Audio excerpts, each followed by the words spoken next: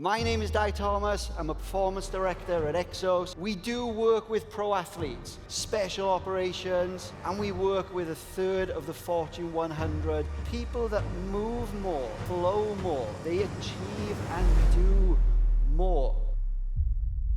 Hello to my coaches, hello to my superstar athletes, hello to everyone, and welcome to the celebration. I cannot wait. Now, I know a few of you guys started off this morning with a workout, is that right? Yeah, those at 6 a.m., all 700 of you?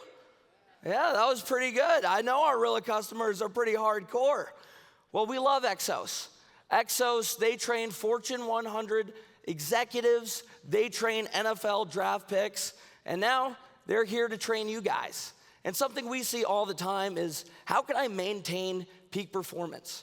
Well, as a top performer in 2025, looking to attack the year, or as an operator, looking to create that championship winning system, Exos has the playbook, and they're here to tell you today. Can I get a drum roll, man? Drum roll? Yeah! Coming to the stage, I would like to introduce the performance director for Team Exos, Dai Thomas! Give it up for Dai, everybody, come on!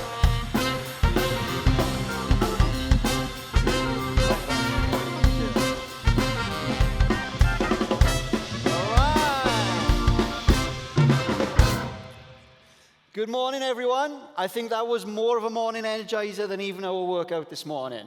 Tomorrow morning, we want to see more faces there. We have 700 of you here this week. We'd love to see as many of you as possible. Tomorrow, we are going to train like the pros. How does that sound? It may strike fear into some of you, but we really do meet you where you are. It's not about how you can compete with the best of the best, but how you compete with yourselves, how you can be better tomorrow than you were today. And that's the fundamentals of what we're going to discuss. Sustainable high performance. It's not just about the one win. It's not just about the one sale. It's how can we perform at a high level and do this consistently over time. My name is Dai Thomas. I'm a performance director at Exos. My team is here with me this week. We've got senior performance coaches across mindset, nutrition, movement, and recovery. Come and speak to us. We welcome your questions, and we'll try and find the answers for you. Now, we are a coaching company. We get people ready for the moments that matter, anytime and anywhere. We do work with pro athletes. We work with the military, special operations, we work with first responders, and we work with a third of the Fortune 100 and beyond in the business world. But there's one big obsession that we have, and that's pushing the boundaries of human performance. In over 400 locations across the globe, in many big organizations that you would be very familiar with. And throughout these partnerships and these relationships, and in all the environments that we work in, we get asked this very common question. Is it possible to both feel and perform at your best? Not just take care of business objectives, hit the KPIs and sale metrics, get your wins, but also do this without crushing our individuals and our teams. Can those two seemingly opposite tensions coexist? So we're here this week to try and convince you that the answer is a resounding yes. You absolutely can have both. It's all about how we thrive. And thriving starts with readiness. There are key ingredients to readiness that we need to consider. Readiness means that you have built the capacity to achieve your goals, your body and your mind, and also that you are adequately recovered to be able to tap into that capacity at any given moment. And let's face it, societally, as a culture, we're not really thriving. This is a little bit of the negative spin on things. More than 3/4 of our employees, our teams, our workforces are reporting to us that they're experiencing burnout, at least sometimes. We also have issues with mental health. We also, year on year, continue to see declines in our metabolic health. The struggle is real.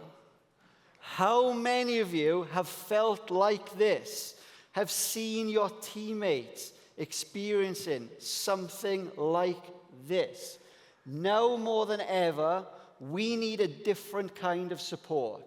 A support that's going to help us build resilience, be adaptable, and deal with the stress that the day-to-day lives we lead places on us. And we've seen this problem before at Exos.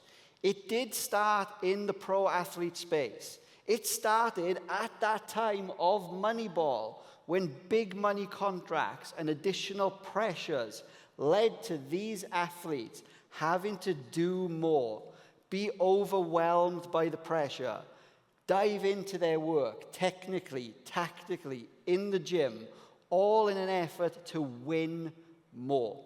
And we had a lot of success. Not only were we able to integrate all support services under one roof, so they no longer needed to go to one side of town for the nutritionist, a different side of town for the strength coach. We put it all in one place.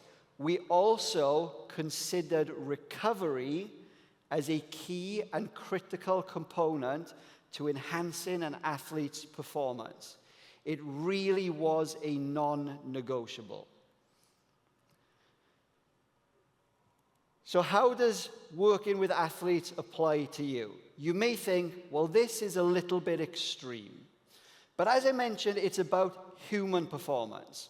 It's not just the athlete. There are lots of things we can learn. We're really talking about the concept here of load management. Are there any NBA fans in the room? You've probably heard of load management 1,000,000 times and more. But it's the truth. And we can take that concept and apply it to ourselves and our businesses to optimize our performance and achieve greater success. Really, over years and years of research and refining what we do in all these different fields, we feel we've landed on a pretty complete formula. For too often, too many of us focus on work to get the success, and hey, then we'll rest. Now, the problem with that you probably find is when you get that success, when you hit your goal, all it does is springboard you on to the next thing. And we never truly rest. We just go from one thing to the next. That's what we want to do. We want to achieve more. So where does the rest come? Well, we need to flip the script. We need to get into this place of work plus rest equals success. Because we have some universal human truths that we need to consider. Yes, there are differences. The athlete will have some specific goals that they want to work on. They want to run faster. They want to jump higher. But when it comes to game plans, your game plan is not that different to one of the athlete, because the primary goal is that sustainable high performance, be it in work, in life, or in sport. And the key ingredients are these three. We need to have that clear goal. That is your psychological driver. That is not just this month's KPI. We're talking the mission statement of your organization. We're talking your passion and your purpose. In order to achieve that, we need to build a certain capacity. The capacities, yes, are your skills in sales, communication, and leadership. But it's also your capacity as a human machine. It is your cardiovascular fitness. It is your mental fitness. It is your physical strength. People that move more, flow more, they achieve and do more. But none of that matters if we're not adequately recovered. We need to be optimizing our functional state at any given moment so we can tap into those capacities that we have worked so tirelessly on. Take, for example, a 100-meter runner. They may be capable of running a 9.9 seconds, which would get them on the podium at the Olympics. But if they don't sleep well the night before the race, if they don't hydrate well, if they have an argument with their loved one in the morning, their functional state is going to shift. That 9.9 becomes a 10.1. And now they're not on the podium. Now they don't even make the final. The same is happening in your world every day. So we have great comparisons between these two different types of performance lifestyle. If we consider the athlete's week, they know that they have those clearly defined moments when they need to perform at their best. Game day. And even in sports where they play multiple games in a week, it's a small fraction of their overall time. They spend more time focused on practice and preparation, but really the largest bucket of time is focused on recovery, getting ready for the next game, the next race. We see it all the time at Exos. The team or the athlete that shows up recovered best from the last performance goes on to perform better within the next. But the same thing is true in the workplace. We need to emphasize recovery, and we don't do it enough. We have an inverse relationship with the way the athlete works. We're expected to perform 8, 10, 12 or more hours in a day, sometimes 7 days a week. How much time do we really get to prepare for those performances? This is one of the reasons why we love Rilla so much. It's about coaching, it's about upskilling and preparing. But even in those situations, we leave such little room for recovery. Now, it may seem obvious for the athlete that if they don't prioritize recovery from physical fatigue, they're going to become broken down. They're probably going to get injured at some point, and it may lead to them being out of a job. They did not hit their contract metrics. The same thing happens to us. We accumulate fatigue. We too can become broken down and potentially face injury. What we actually see is an assault on our physical and mental health. This accumulation of mental fatigue, cognitive strain, is happening every single day. Now, it's defined as a psychobiological state in which feelings of tiredness and a lack of energy occur, but importantly, it's after these long periods of highly demanding cognitive activity. What does a long period of cognitive activity sound like to you? Day at work for most of us, right? We're constantly being bombarded from lots of different areas, and it's creating this big cognitive load. That is creating a potential for burnout. Now, burnout, yes, it is now recognized as a medical syndrome, defined by the World Health Organization, but I want you to think about it differently. It's on a continuum. Burnout is the extreme end of struggle, but on the other end of that continuum is thriving, is high performance, and we're all somewhere along that continuum. We can experience lots of different symptoms or these synonyms of struggle and burnout, but they can truly all be defined as under recovery. We think about that definition of what burnout is. It's a syndrome of chronic workplace stress that has not been successfully managed. It's about managing these symptoms, these experiences, to move ourselves back along the continuum towards thriving and away from struggle. So let's get tactical. What can you do? Let's talk about recovery as a way to enhance your performance and up your recovery game. The first thing, we have to start with sleep. Sleep is good for us. We're taught this from a very young age. We know it intuitively. And I could stand up here and talk about sleep probably for the next 3 hours. There are so many benefits to sleep, physically, mentally, and emotionally. But let's hang on one example. As a show of hands, how many of you have children? Have been around children, or were once a child yourself? Now, when a child has a bad night of sleep, what's their behavior like the next day? Give me some examples.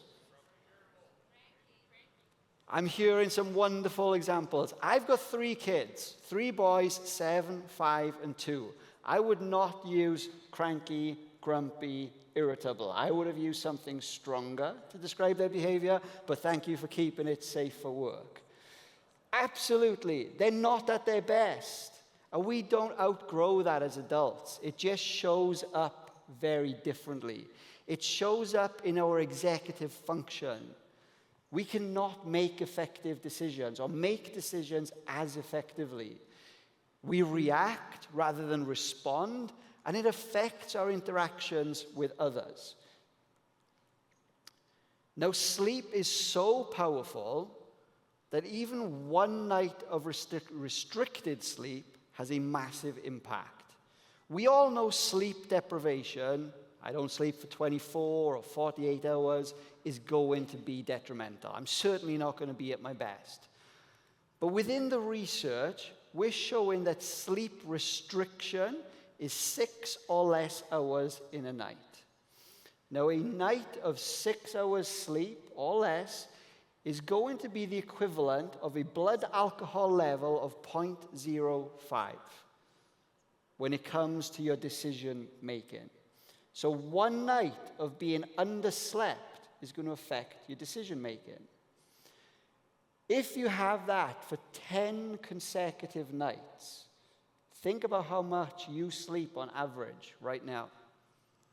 10 consecutive nights of 6 or less hours is going to give you a blood alcohol count or similar response rate, decision-making capabilities as someone who is legally drunk.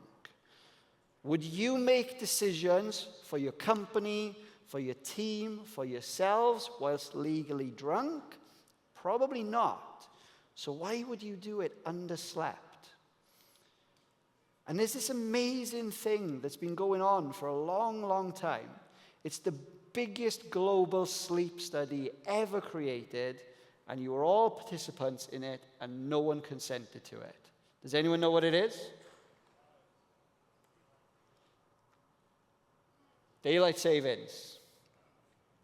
In the spring, when the clocks move forward an hour and we lose an hour of sleep, we see massive impacts on health and function. We see a 6 to 18% increase in fatal car accidents. We see a 5 to 24% increase in heart attacks, and we see an 8 to 10% increase in strokes. That's 1 hour, one time, and it has a massive impact on the population. Lack of sleep costs us billions of dollars a year in underperformance in the workplace as well. But we've created a problem for ourselves. We go back in time just over 100 years, and the average sleep in the US was 9 hours per night. Fast forward to today, and we're way down on that. We're actually in 2025 closer to 6.2 or 6.3 hours of sleep. We're flirting with medically defined underslept individuals as our average sleep. What has happened in the last 115 years? Well, one is technology. Technology has given us so much, but it's also taken so much. One of the big things it's taken is our attention.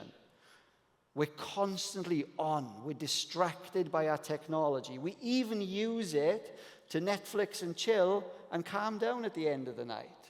But technology is impacting our sleep. Even bigger than that, Look at where we are today. We're in an amazing environment, but we're indoors. We do a lot more of this than we ever used to. The natural light is a circadian rhythm enhancer.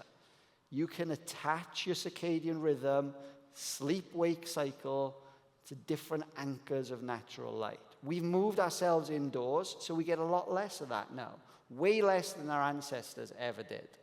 So there are things happening psychologically, physiologically, that ultimately mean we are not evolved for the world that we have created. There are things that we need to do to step up our game. The good news is there are steps you can take to get better sleep. It starts with getting your biology on board. I mentioned the circadian rhythm. I'm sure many of you have heard about it. But it begins with a consistent sleep-wake cycle. Going to bed and waking up at the same time. Every single day, including weekends. Dai, you're crazy. Why are you telling me to go to bed so consistently? Well, I'll give you a little bit of wiggle room. I'll give you an hour each way. So there is a window. But if we can set that consistent cycle, we're going to start to get into rhythms. We can also enhance our physiology by experiencing natural light in the morning. So everyone that was out there in the morning doing their workout, early doors today, you were getting blue and yellow light streaming into your eyes. Blue light has got a bad rep because we get it from our technology, we get it from our devices. But we need blue light. Combined with yellow light, it sets a process in place that says 14 to 15 hours from now, we are going to increase melatonin production, which we need to set the stage for sleep. We're also going to increase our cortisol levels, which we need to enhance our feelings of being awake.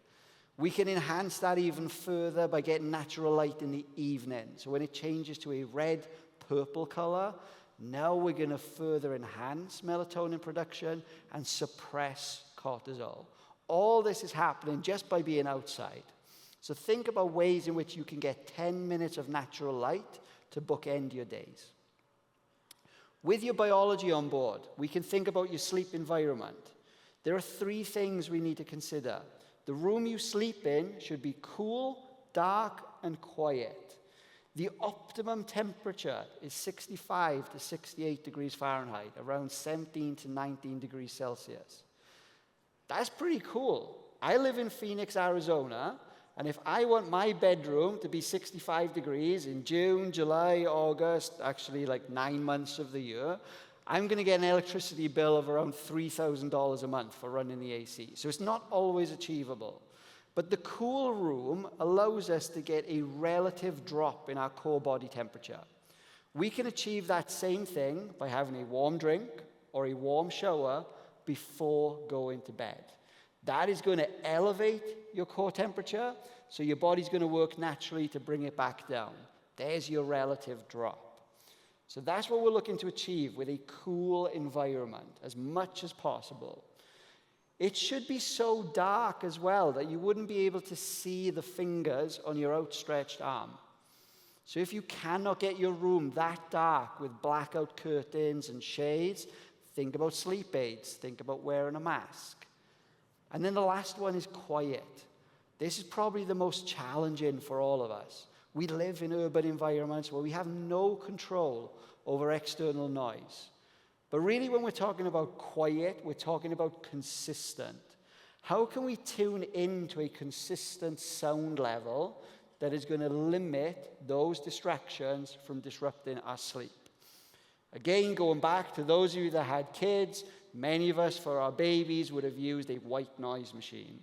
We can use white noise, brown noise, pink noise, dark noise, whatever your preference is, as a consistent sound level on your phone for free, no apps required, so your brain tunes into that frequency. Nothing in the outside world is going to disrupt your sleep. So think about your sleep environment. And then the last piece, it would be remiss of me not to mention disruptors. The big disruptor that I have to call out is caffeine. Caffeine has a half-life of around 5 to 8 hours, depending on the individual. So if you didn't get your morning light and your morning workout today, and you start to experience that afternoon slump later on, and you reach for that next cup of coffee at 2 or 3 in the afternoon, it's still working on your system, blocking your feelings of being tired, wanting to fall asleep at 9, 10, 11 p.m. So we say no caffeine in the afternoons. If you exercise in the evening, it can be a disruptor. Please continue to exercise. If the evening works for you, that's great. But give yourselves a buffer. 2 hours from the end of your workout to when you go to bed is enough time for you to suppress adrenaline, dopamine, endorphins. They're all circulating your system from your workout. And it's not going to help your sleep. So 2 hours. The same with your digestion. Eating late at night. 2 hours before you go to bed. Make sure that's when your meals are finishing, because we want to ensure we're not focused on digestion, we're focusing on sleep. And then the last one, big one. We're in Vegas. Everyone was partying last night. Tonight we're going to be partying even more. Alcohol. Now, if you haven't picked up on it already, I'm not from the US. I have an accent. I'm from Wales. There's one thing we love more than rugby. It's drinking beer and watching rugby. So I'm not going to stand here and tell you don't drink alcohol ever. But understand it has a cost on your sleep. So let's say you've got something big to do the next morning, like getting up on stage and giving a presentation. You probably want to avoid drinking alcohol the night before. Why? Because it's going to elevate your heart rate. It's going to elevate your respiratory rate. It's going to decrease your heart rate variability, which is a measure of how well you recover neurally within your nervous system. So think about when you use alcohol and strategically place it at times when you can be social and you don't need to be at your best. So that's sleep. And even though sleep is amazing and we all need to focus on it, sometimes it isn't enough. I've got data here from one of my colleagues that shows they had a 91% sleep score. Excellent. That passes on any day of the week. But their overall recovery was in the red. They were only 31% recovered. Something is happening that is leaving our well-slept individual under-recovered. It's this. We say this is your brain on meetings, but this is your brain on any tasks where you're going back to back to back. This was research that was done by Microsoft and their Human Forms lab. They took 2 groups and put them through a series of meetings where they needed to solve problems and come up with some creative solutions for certain tasks that they'd been set. They were monitored using EEG for alpha waves. Alpha waves are representative of brain activity where mental fatigue is accumulating. That same mental fatigue that we talked about earlier. So what you see with that group at the top, where they had no break, they went back to back to back, the hot colors are these accumulations of alpha waves. By the time they got to meeting number 4, where's that gone? They checked out. They were no longer able to perform those tasks at a high level. Conversely, the group at the bottom, the second group, they were given a break between meetings. Just a short break. They were able to perform at a higher level, complete the tasks more efficiently, and what do we not see? The hot colors, the alpha waves, the mental fatigue accumulating. These 2 groups had the same external load. We're going back to that load management discussion. The external load was the same, but the internal load that it created on them biologically and what that did to their performance was very, very different. All because this group on the second level took a short break in between. What's most fascinating about this research to me is that these meetings were 30 minutes in duration. That's a snapshot of someone's day. How often do we jump from one thing to the next and go back to back to back to back all day long? You're probably not even going to be screaming red by lunchtime. You're way back in the yellows and blues because you're checked out, you're underperforming. You're selling yourself short. And really what we're speaking to here is another natural biorhythm. It's called the Ultradian rhythm. It literally means many times per day. And it accounts for this. These natural ebbs and flows of energy and focus that are within your biological capabilities. The research will show us that we can focus and sustain energy on a task for around 75 to 90 minutes, after which we really need a break. We need a short period of recovery, could be as little as 5 to 10 minutes, to allow us to catch that next wave. Generally speaking, there's a 90-20 rule where after 90 minutes of focus and energy, you need a 20-minute break. And that doesn't mean going and answering your emails. That means stepping away. That means doing something strategic with your recovery to optimize your performance. Athletes recover between sets, between plays. Why would you not recover between meetings, between tasks? I imagine most of us in this room remember smoke breaks. We did a good thing getting rid of the smoking element, but we did a bad job getting rid of the breaks as well. This was a great example of how this comes to life in every day. These small moments, 5 minutes, that give you the opportunity to reset, recharge, recover, so you can catch that next wave. Lean into your natural biorhythms. Get your biology on board. So yes, we need the time. We need to create the space. And the Ultradian rhythm tells us when we need a break. But if we want to be truly strategic and intentional about our recovery, we need to understand the what and the why. We need to understand how we are feeling. Am I stressed? Am I overwhelmed? Am I agitated? Conversely, do I feel drained, lacking energy, apathetic? And how do I need to feel to optimize my performance in what's next in my day? Do I need to be calm and focused? So am I going from a place where I'm stressed to calm?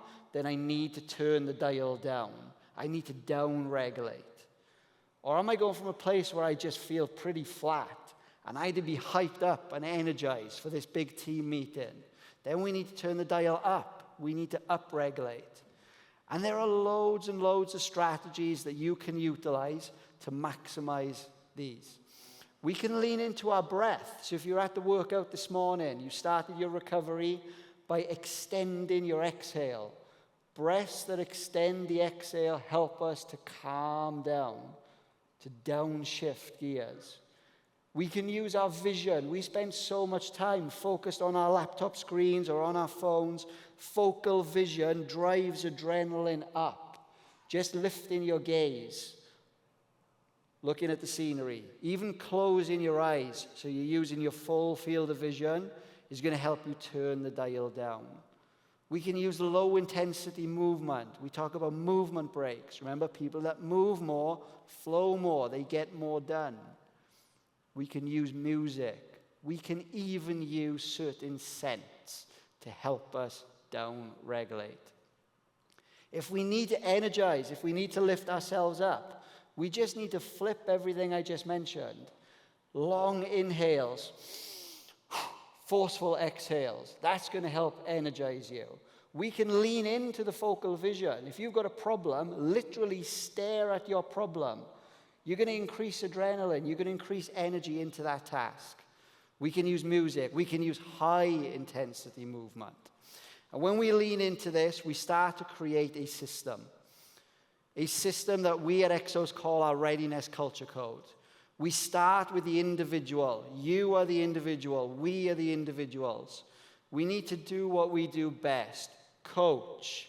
We need to create strategies around movement and mindset and recovery. And we were very fortunate at Exos that we had the opportunity to work with Dr. Adam Grant and the University of Pennsylvania and their Wharton School of Business to research what we're doing. We had great success coming out of this.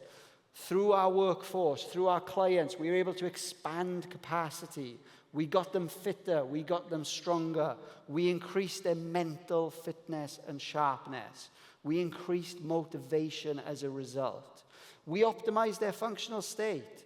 All we did was switch from 60-minute meetings to 50-minute meetings, from 30s to 25s. So we gave space for recovery. And ultimately, that led to these workforces that were more effective. This is a mind spinner, but all we see here is this understanding that when we focus on human performance, performance in the workplace improves as a result. So when we do increase motivation, improve the way that we fuel, improve our cardiovascular fitness, we see increased effective use of time at work, progress, perceived support from our management, effective commitment, effectively saying people no longer want to leave. They don't want to leave in the next 1 to 3 years because they feel their workplace works for them. And the big one, the big takeaway out of all of this research was everything felt easier. How good would it be if your work felt easier? If you were able to perform at a higher level because it felt easier? Think of sport. Think of activity. Sebastian is a runner. I'm Sebastian's coach, so I give him a lot of running activities. He fancies himself as a little bit of a runner. If he goes out and does a 5K and he's slept well, he's well hydrated with electrolytes, and I follow along with him. I hate running. I don't want to be there. I was up late last night. I didn't hydrate very well this morning. We could run side by side, complete the 5K in the exact same time, same course. Sebastian, how did that feel? 4 out of 10. Dai, how did that feel? 10 out of 10. The external load was the same. The internal load was different because Sebastian had a greater capacity. He had optimized his functional state. I had not. The work felt easier for Sebastian. All we need to do is create space. Create space to build capacity so we can allow ourselves and allow our teams to thrive. There are strategies within all of this, and we're happy to discuss it all with you this week. But I thank you for your attention. Please come to speak to myself, my team, Michelle, Sloan, Maureen. We're going to be in the expo hall. We're around all week. Thank you very much.